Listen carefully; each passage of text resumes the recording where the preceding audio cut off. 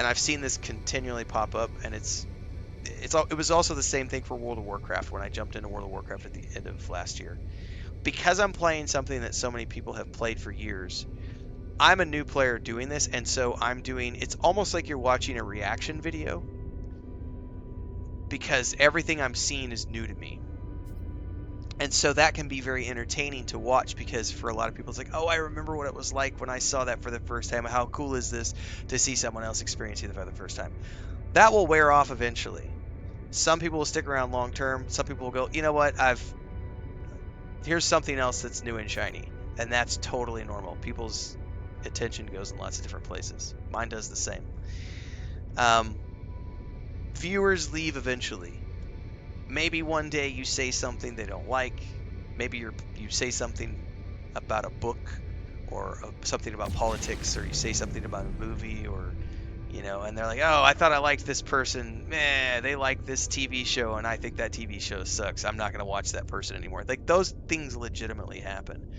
And so, yeah, viewers leave. They go away, they come back.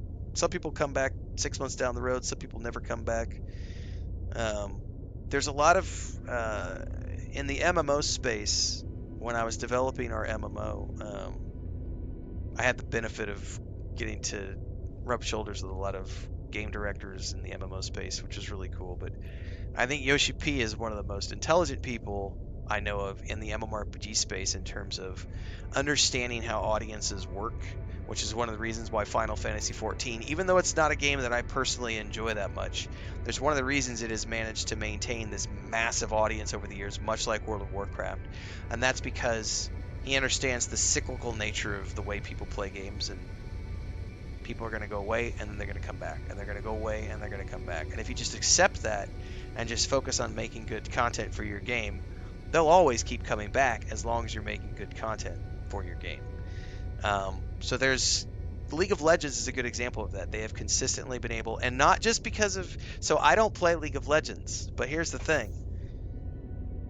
Arcana on Netflix was hands down the coolest sci-fi animated show I have ever freaking seen in my life. It was so badass. And I didn't know a lot about League of Legends before that. And then after I watched Arcana, I totally went away and went, oh, you guys are building an MMO?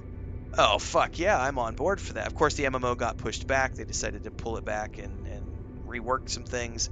But it got me into the lore of League of Legends and understanding more about that and what that is. So there are franchises, too, that transcend just the video game. Halo is a good example of that, too. Halo has transcended the video game, and it's moved into comic books and novels and TV shows and YouTube series and film adaptations that have come and gone but never ultimately reached fruition. I'm totally off the original topic, which was No Man's Sky being, someone to be able to, only make No Man's Sky content. But that's one of the things that fascinates me about games that are older, is that someone like me can come in and find lots and lots and lots of stuff to do. And then someone who has played it for 8 years, they've evolved with it. There are people out there who have been playing World of Warcraft since it very first came out 20 years ago. So I'm always impressed by the staying power of people who are able to just stick with something for that length of time and make a career out of that, only that one thing. My terror is that if that one thing were to ever go away, is your audience, because we've seen this happen with some content creators, like, is your audience, like, think about the people who played WildStar. There were so many content creators who got into WildStar, and that was obviously before streaming was a thing, but people were still making lots of content around it in terms of uploading content, making guides and let's play series and everything else. And then when that went away, you had dozens of content creators who's just their entire audience is suddenly left wanting because there's no longer anything for them to watch, and then they don't have anything to create. And it's like, well, where do we pivot to? What game is like WildStar that our audience is going to want to watch, that we're going to be able to continue on the same path with? And then there's other guys who just, it doesn't matter, like Myth, I think is his name. Like, he went from being like this Fortnite streamer who used to get like 160,000 people watching him live, and then years later, I think he's in the, I don't know. I think it depends on the game, but I saw a video recently talking about how, you know, he only gets like between 50 and 150 people watching his live streams now. And some people look at that as a failure, but it's like he made all the money he needed to make. He did what he wanted to do. And now he can just do what he wants to do and not worry about the viewership and just have fun with it. If you can do that, that's great. But I'm rambling and ranting, guys. Sorry, you got me off on a tangent.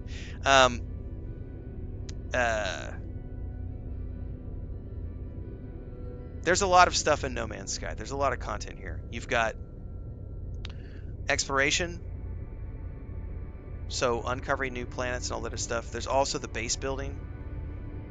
There's the combat, space combat, the ships, the ship skins, like being able to make different ship colors and modify ships.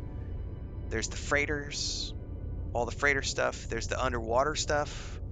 There's suborbital stuff. I don't know what else is coming down the pipeline with Worlds Part 2. Someone is saying rumors is like more underwater ocean stuff. That would be really cool. Like, so the fact that they're taking technology from Light No Fire and bringing it into No Man's Sky that's what impressed me enough to make me want to try this game, was them saying we're doing this. And I went, oh, well, if you're actively updating this game, it sounds like I need to get out there and play this. Because there's so much content here that I could take advantage of. I didn't know it was going to hit it off. I just was planning on doing something on a one-off, and then it happened to hit, and I went, well, fuck it. I guess we're running with No Man's Sky for a hot minute. Beavis says, have you ever thought of doing a series of streamer content creator advice videos? I have done in the past. They're not something that usually get a ton of views, so I don't do them very often. I do have, it's behind a paywall, but on YouTube I do analytics updates on the channel. I haven't done one in a few months, but typically I'll do one every quarter, sometimes more frequently than every quarter. I'll go in and do an analytics update, and I'll talk about what my content strategy, how did I get to here, what did I work on that got this traffic over here, what did I work on that worked over here, what did I work on over here that didn't work. I do a lot of that stuff on YouTube for the members, so if you're a channel member on YouTube, there are a back catalog. We'll probably do another update because we're at the 6-month mark. We're past the 6-month mark for the year, so we're probably due for another analytics update on YouTube at some point. But I don't do it regularly because that's more. I have done them though, also public ones, not just the private ones. I've also done the public ones as well. I think I did like 3 or 4 of them at the beginning of the year even. You'd have to go dig back though. I don't remember what playlist they're in. Because I did one on like what tools I use. So like Streamlabs, Canva, ChatGPT. Like I did one on what tools I use on a day-to-day basis.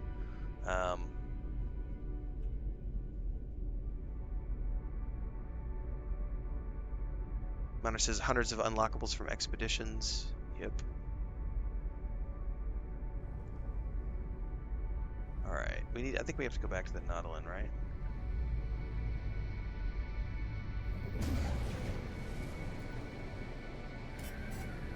Nope. Atmosphere interference. Yeah, they're buried somewhere though, Beavis. Well, the public ones are buried somewhere. I think the last one we did for the members was, I'll go look at YouTube here in a minute. I can tell you. Probably 4 months ago, 5 months ago, something like that. I was supposed to do one for June when I got back in July, and then I totally just spaced it and I never did it for July.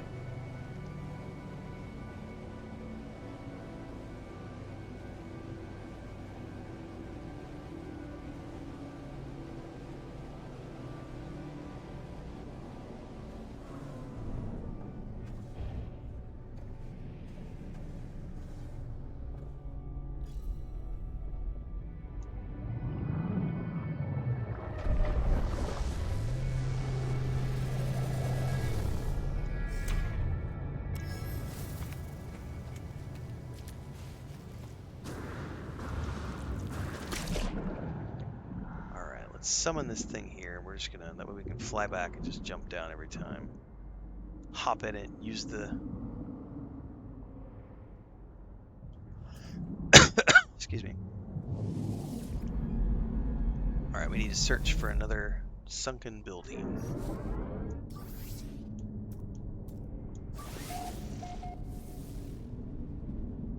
Ooh, I see a mineral in front of me that has not been analyzed.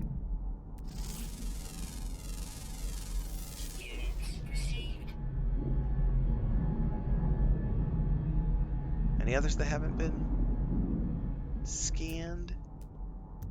Probably not. I think I've got all these.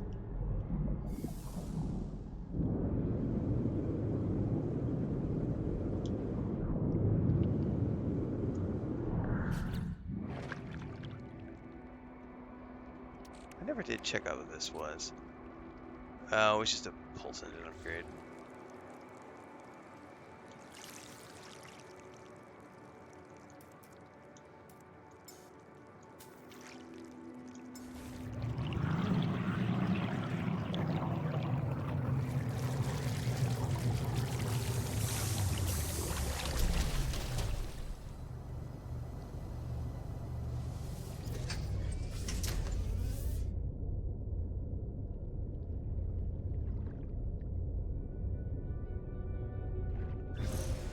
Yeah, I'm generally interested to see what they do with Light No Fire.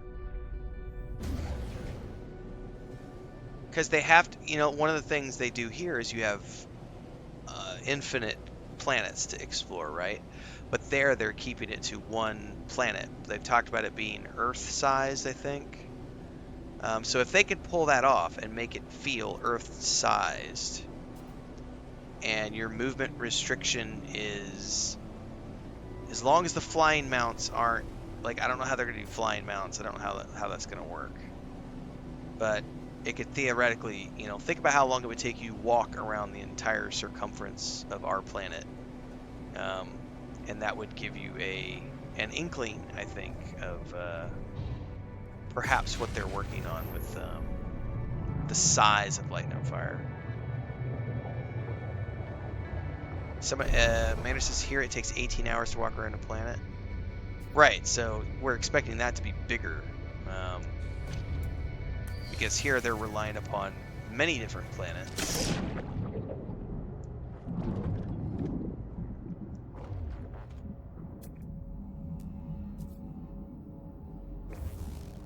It's definitely the eyeball I want to shoot.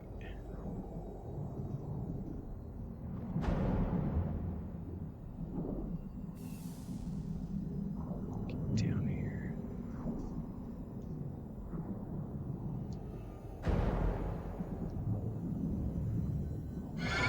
Ah! That was a terrifying sound effect.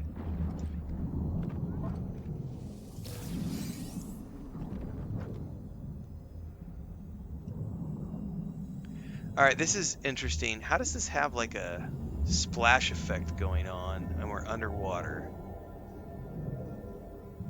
That's intriguing.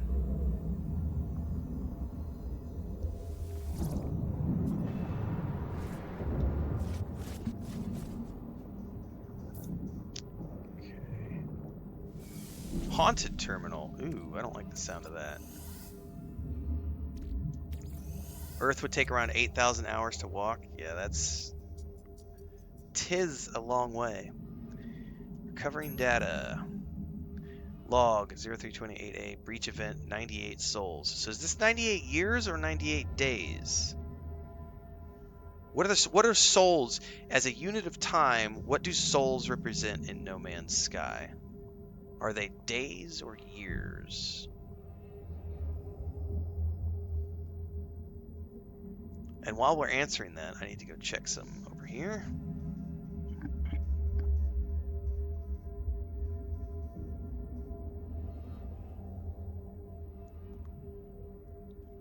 Might be time to get my hat on. My hair's getting all sorts of funned up.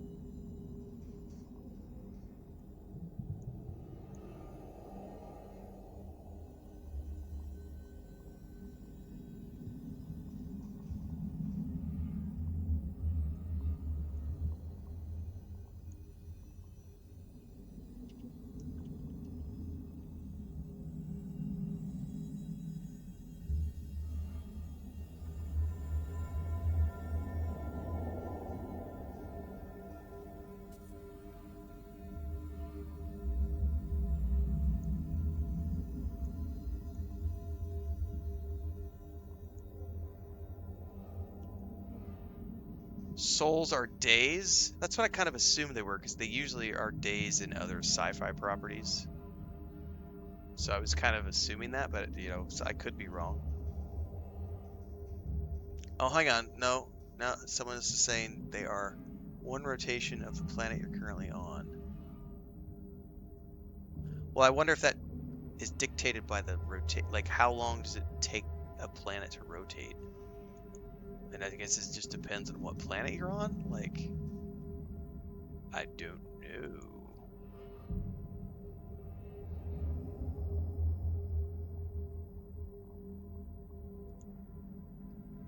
I cannot answer that question.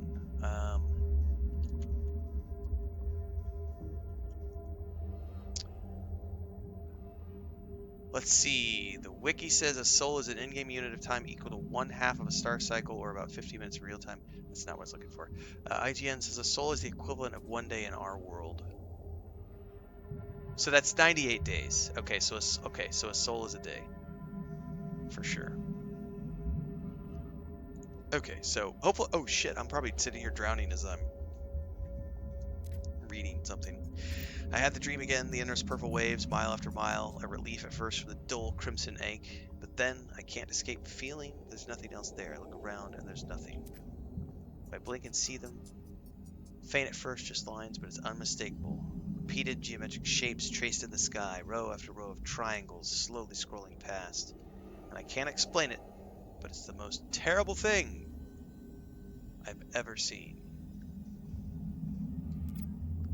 It's almost a relief to wake up and see the rain again. Oh, and suddenly we're jumping from 98 days to 399 days. So this is quite a ways into the future. They've gone back to that wretched cave, every one of them. No one's listening to me. We can still build the hyperdrive, I know it. After that, flushing the salt out of the launch sectors will be easy. So now it's like after a year. We've all had the same dream, the same rambling, the teeth in the sky, these crystals. It's nonsense.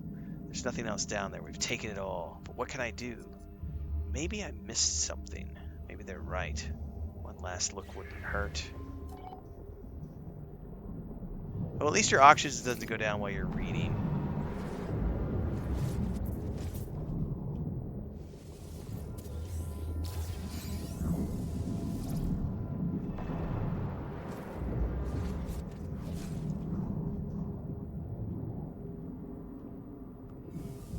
There's another box right there.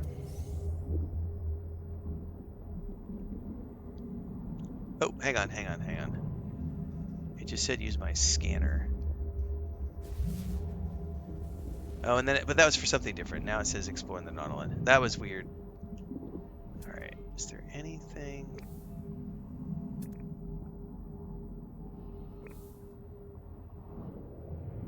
Not seeing anything new over here to scan. I need to go find a cave at some point if I want to find new things.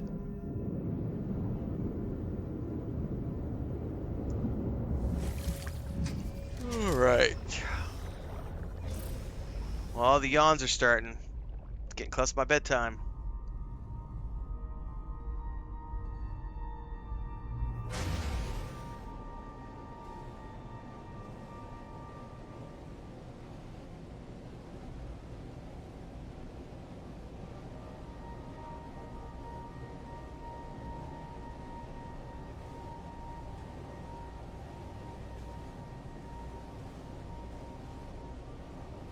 Now this is pod racing.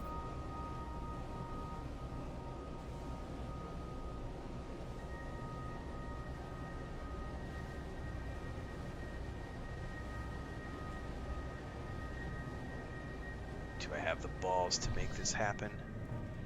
Can we do it? Oh! No, we can't. Wishful thinking. Blow up my ship.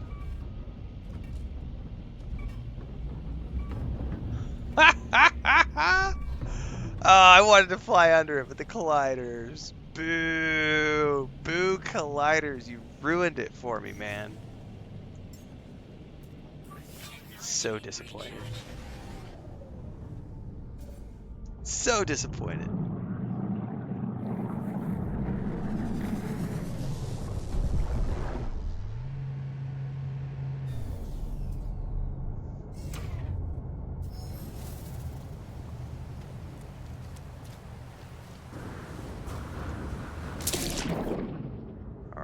Let's go check my Nautilus again.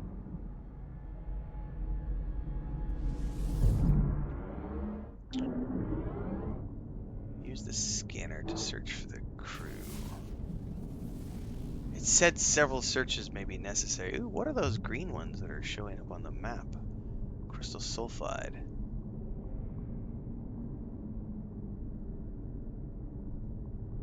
So, explore in the Nautilus to scan a new location. I wonder how far out I have to go.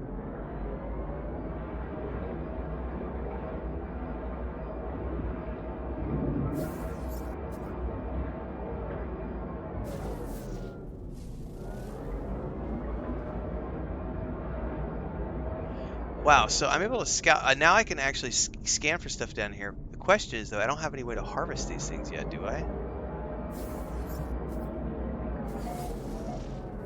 Signal lock established. Okay.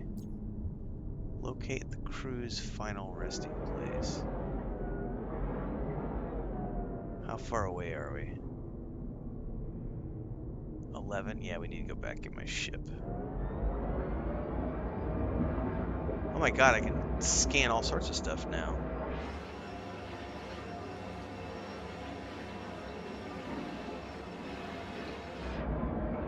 Alright, I always lose my parking spot down here. Where's it at?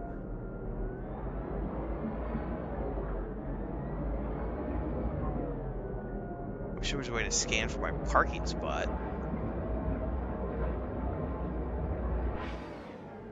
Whatever. I know it's right behind me. Where's it at? There it is. I see it. Okay.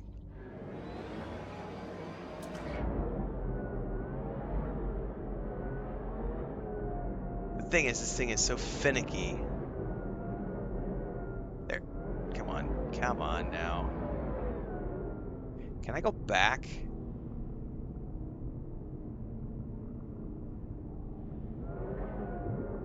There's no way for me to, like, turn. The problem is, I do not like the way this thing drives. I'm not gonna fuck with this. It's too finicky.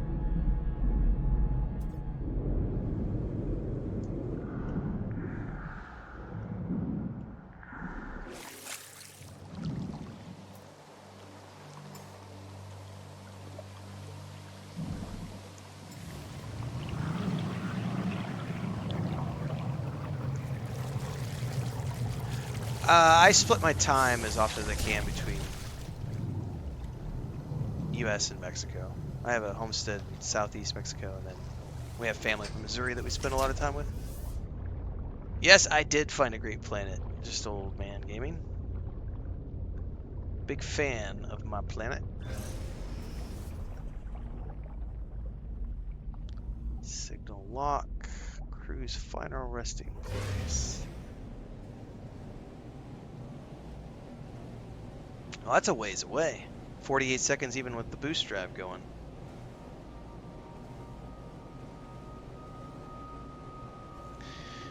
Chris and I spent a lot of years. We lived in Cancun for 8 years. We had an Airbnb there.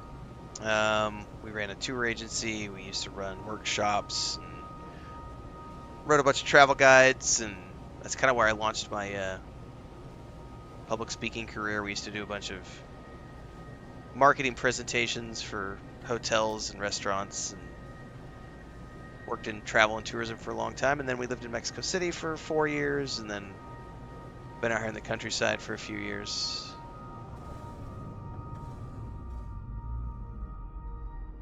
And then we go up and help out at the family ranch every once in a while. Stay up there. I think probably long term we're going to start splitting our time 50-50. We'll see.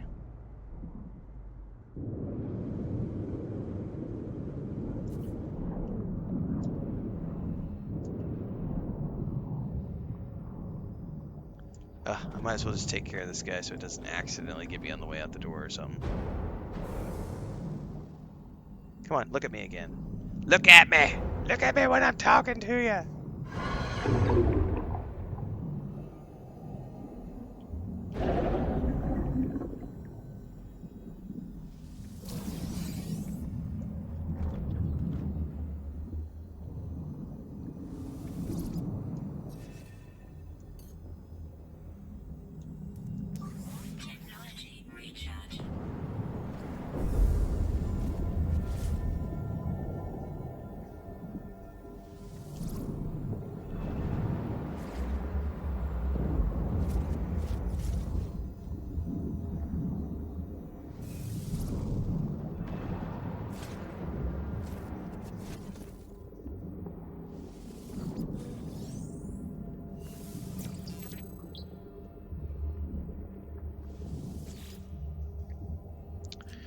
All right, recovering data. Trapped. The sub-reactor's leaking. It grabbed me, but they're dead now. Their eyes are all shut. I think my leg is broken. My hand hurts. If I could just find an air tank, I could still get back home. Recording continues, but it's just her hours of scratchy silence, the static of the currents. I have a haunting sensation of being watched. I wonder who this crew really were. It seems I will never find out.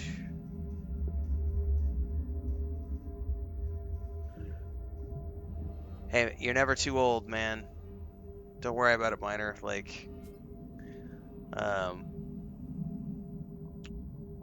don't know how old you are. I'm 45. I've had plenty of time to do what I do.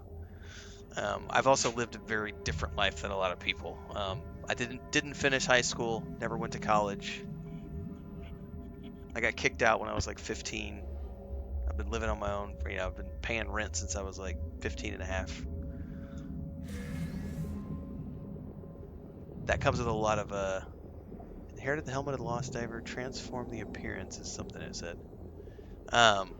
You inherit a lot of world wisdom,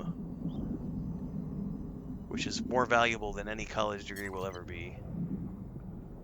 But it's also not a path I would necessarily recommend to anybody. I kind of feel like at the beginning, every time I go home and visit, like for my nephew, he's like 9 years old, and I kind of feel like, at the beginning of Braveheart, when the uncle comes back, and he's like the grizzled old man, and he takes the young kid under his... I kind of feel like I've reached that age where I'm the grizzled old...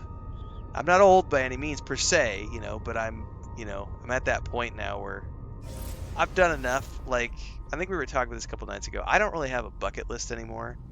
I've pretty much done everything I wanted to do in life. Pretty much gone to all the places I want to go to. Chris and I did a video about this maybe 2 years ago. I talked about, somebody had asked me, will you ever travel again? And I said, honestly, oops, I'm going to the wrong one. That's not the home. I want to go to the island. Will I ever travel again? If we do, it's going to be years from now. So we did travel for many years as work. And so when you do it for work, you get to go to a lot of cool places, you see a lot of cool stuff. You're living through the lens of your camera, so you're not really there to enjoy it on your time. But you do still get to have, like, we had what we called working holidays, and we had a working honeymoon. Like, our honeymoon was, we were in Spain for 3 months. That was our honeymoon. We were working for the 3 months we were there, but it was on the government's dime. They paid for everything. All of our accommodations, all of our flights, most of our food, all the excursions, the rental car, like, they covered all of it. And yeah, we worked, but it was, there were days off, like Saturdays and Sundays were mostly ours. So we got to enjoy it. And so now it's like Chris would like to go to Japan and Egypt. I wouldn't mind going back to Italy, for sure. I like Italy a lot. Or Spain. Spain is always easy because we both speak Spanish.